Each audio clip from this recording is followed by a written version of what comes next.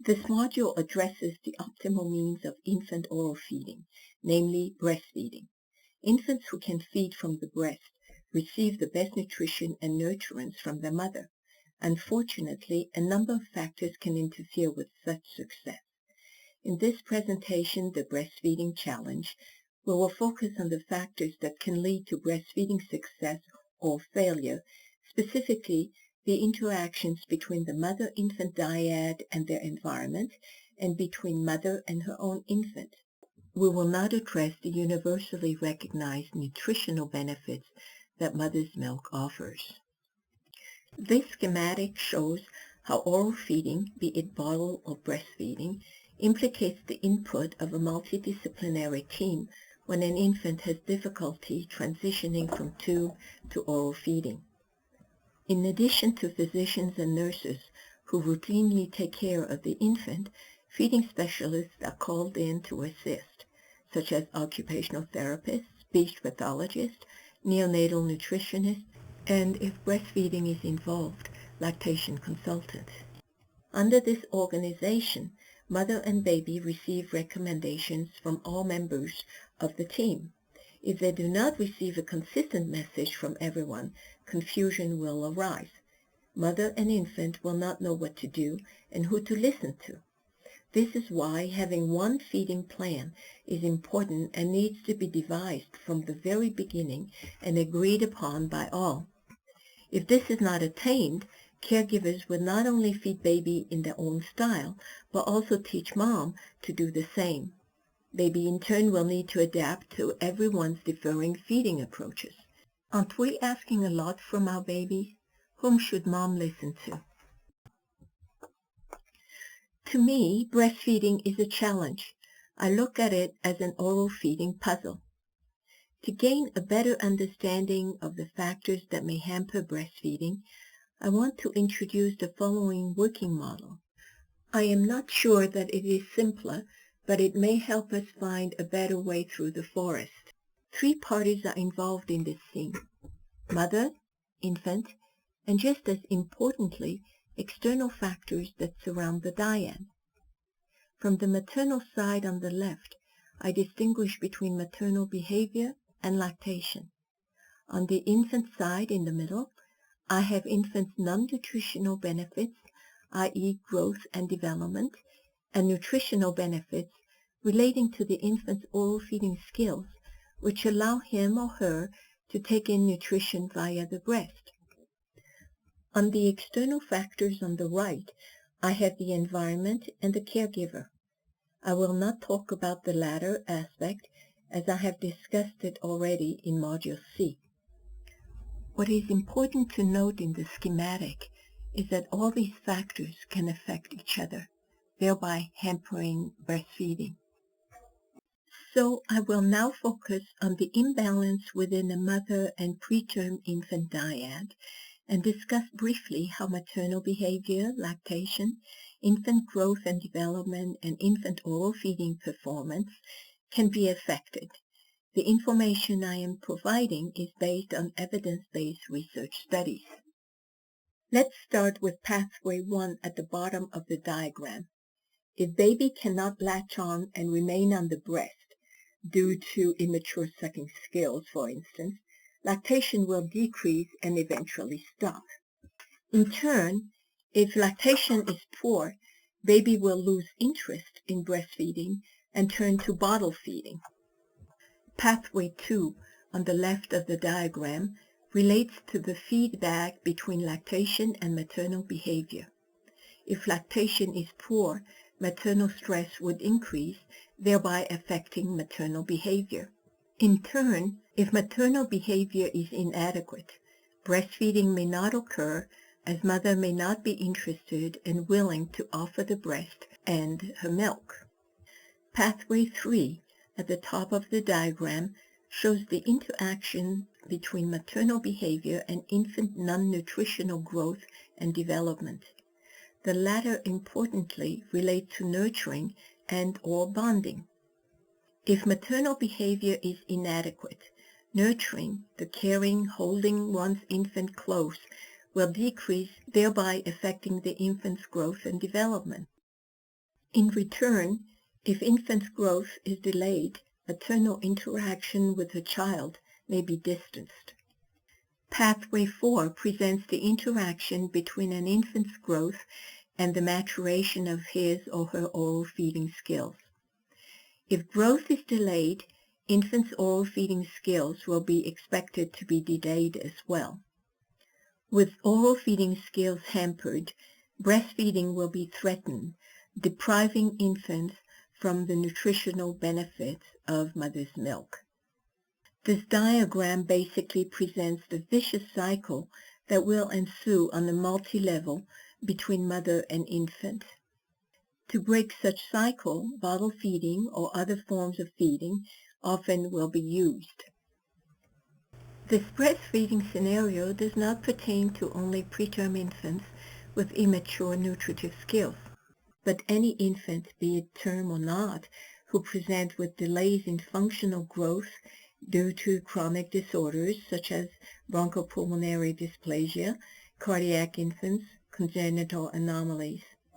Just as importantly, it may arise from maternal factors independent of her infant, such as stress at work, family instability.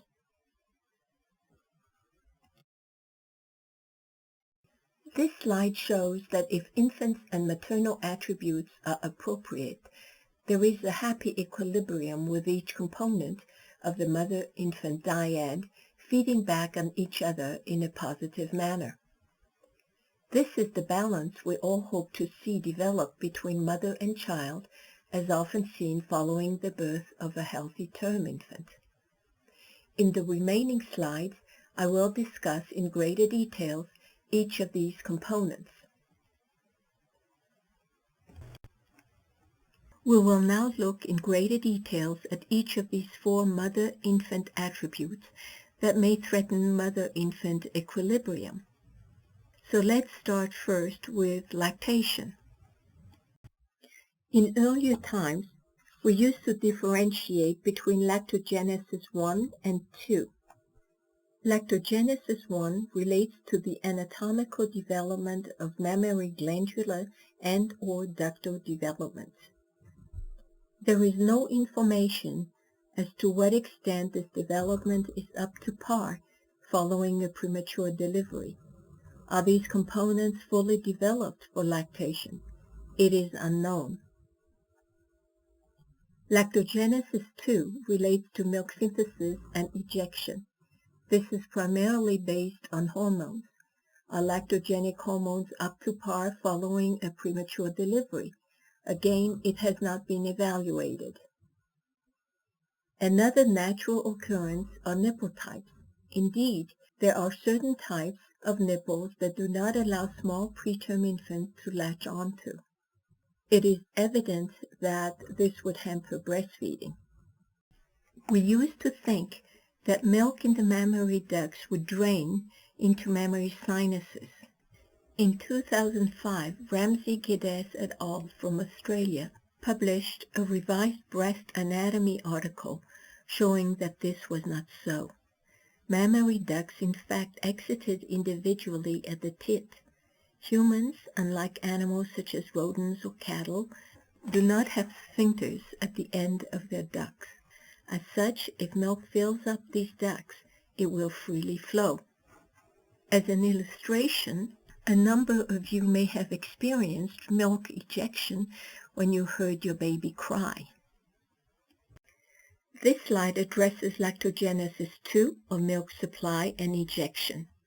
It lists some of the lactogenic hormones which have been shown to be involved with milk synthesis, such as prolactin, glucocorticoids, insulin, leptin for mammary development, and opiates. For milk ejection to occur, the hormone oxytocin is required. Oxytocin is synthesized in the hypothalamus and released into the circulation through the posterior pituitary. This hormone contracts the myoepithelial cells surrounding the mammary alveoli, leading to milk release into the ducts. As there is no sphincter at the end of the mammary ducts in the areolar region, milk ejection occurs. The half-life of oxytocin is only 2 minutes, thus its action is very short-lived. Additionally, it is released in pulses and not on a continuous level. Some women, during letdown, will feel a pinch in their breasts when milk ejection occurs, while others will not.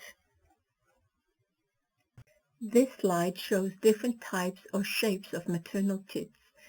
Some of these may prevent infants from readily latching on to the breast. For instance, pedunculated nipples may be too big for the small mouths of some infants. Flat, retracting, or inverted nipples are difficult for small infants to latch onto. Under such conditions, nipple shields may come in handy early on to facilitate latch-on. We will now address the other maternal attribute, namely maternal behavior. Appropriate maternal behavior is a must if we want to preserve what I call the integrity of the nursing dyad. In my view, for this to occur, mother needs to 1. Nurture her infant, an important aspect of the mother-infant bonding. 2. Sustain her drive or desire to breastfeed, and if her baby cannot breastfeed early on, express her milk to provide it using a bottle or cup. And 3. Safeguard her own psychological well-being. What are some factors that can affect maternal behavior? For instance, maternal trait, her own health, social support, be it from family, friends, and/or professionals, her socioeconomic status, her stress, for instance, anxiety, depression, or stress at work.